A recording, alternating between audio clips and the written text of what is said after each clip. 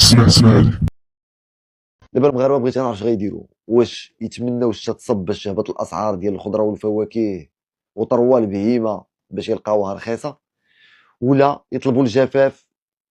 والله ما عرفوا المغاربه، لان الاحساس بالخوف ان الفرحه تحول لهم عبء، لانه ولاو كيشوفوا العيد كبير بحال شي عبء جاي لهم ساكن. هما مدوزين باش ما قدر الله هذا رمضان، ولكن واش دائما غنبقاو نطرحوا نفس السؤال اللي كيتكرر في كل يوم وفي كل بلاصه؟ واش العيد الكبير، واش الحواله غادي تبقى في المتناول ديال المواطن البسيط ولا لا؟ ولكن الغريب في الامر، وانا اللي كنطرح تساؤل مع راساتي، ياك بالنسبه للاسعار كترتبط بالماء، وياك الماء هو اللي شفناه واللي شهدته المغرب في التساقطات الاخيره، واللي وصلت في بعض المناطق الحمد لله من بعد واحد السنوات ديال الجفاف عجاف. بعض المناطق في المملكه وخصوصا دوك المدن اللي تسجلت فيهم من 40 حتى 60 حتى 80 ملم، كنهضروا على شمال المملكه وغرب المملكه وغيرها من الاشياء. وهذا الشيء كامل المفروض يعطي نفس جديد للفلاح ويرجع الامل للكسابه ويخفف الضغط على المربيين ديال الماشيه. ولا بغيتي نهضروا منطقيا، المنطق العقل خاص تكون الاسعار معقوله او على الاقل مستقره، ولكن الواقع في الاسواق كيحكي قصه اخرى. وكاينين بعض الوسطاء والسماسريه وحنا كنشوفوهم في جميع المجالات. بانت الحرب غيبان حتى في الحكومه، عندك يغرك هذوك اللي كيسميو المغاربه الشناقه. ما كاينينش عندنا في السياسه، ماشي معظمهم في السياسه. عندهم موسم خاص بهم، موسم استغلال حاجه الناس.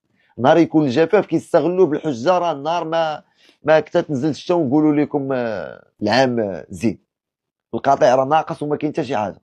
ونهار يكون العرض موجود يخلقوا لك ندره اخرى ويرفعوا لك فيها الاسعار. باش يا اما بالشي كانت اكثر من القياس، يا اما بالحرب الايران اللي ما عرفتش منين جايه. واش المواطن اليوم راه حاس براسو محاصر بين واحد الدخل محدود اللي ما يقدرش يدوز ليه حتى الشهر، وما بين اسعار ماشي كتقطع في اللحم وفي الجيب وكتطلع بلا ما توقف. كاين واحد القلب اللي خدام كل نهار غير باش يوفر واحد لقمه العيش لوليداتو، وكاين موظف اللي الراتب ديالو يا ربي يكفي غير يكمل به الشهر. طردات الوالدين ما بقاوش كيديروها المغاربه مساكن. اما واحد المتقاعد اللي عايش في واحد المعاش بسيط، بالله عليكم كي غيدوز هاد العيد؟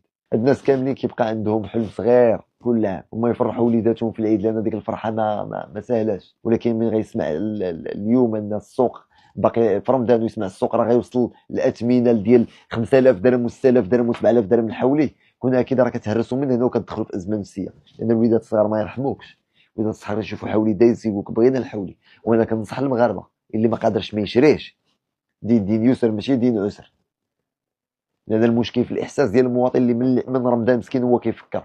لان اليوم هنا في البلاد هذه من غير المؤسسه الملكيه وبعض الاشياء، المواطن بوحدو اللي كيتحمل العبء ديال داك الفكر وداك الضغوطات النفسيه. اما حنا راه كاملين كنسولوا فين هي المراقبه وزاره الفلاحه، فين هي حمايه المستهلك اونصا، فين هو التدخل ديال الدوله باش توقف على المضاربه والشناقه اللي ولينا كنغوتوا بهم هذه سنين.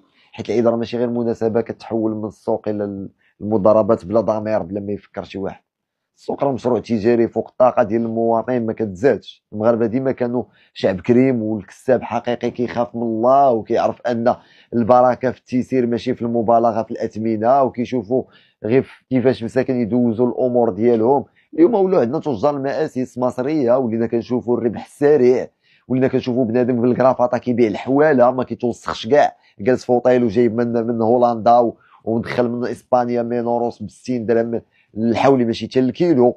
واش معقول الاب يقضي شهور وهو كيضرب في التماره في الاخر تجي باش تقول ليه انت راه غادي ندي لك الفرحه ديالك هذيك البسيطه مع وليدات كنسرقها لك؟ ربطوا لنا الاتصال بشي مربي ديال الماشي ولا شي واحد من الفيدراليه اللي واش نطمنوا فعلا المغاربه في الاثمنه هذه، ويقول لنا واش فعلا معقول ان شعيره دينيه بحال هذه تولي عبء نفسي ومالي على المواطن. اليوم المغاربه راه ما كيطالبوش المستحيل، كيطالبوا فقط غير بالانصاف، اسواق تكون منظمه والمراقبه حقيقيه، والمحاربه ديال الشناقه اللي كيشوفوهم في السوق كيضربوا القدره الشرائيه ديال المواطن. حيت في الاخر العيد راه خصو يبقى عيد ديال الفرحه وديال الدين، وعيد راه ماشي هو الاضحيه بوحدها، راه فيها بزاف ديال الاشياء.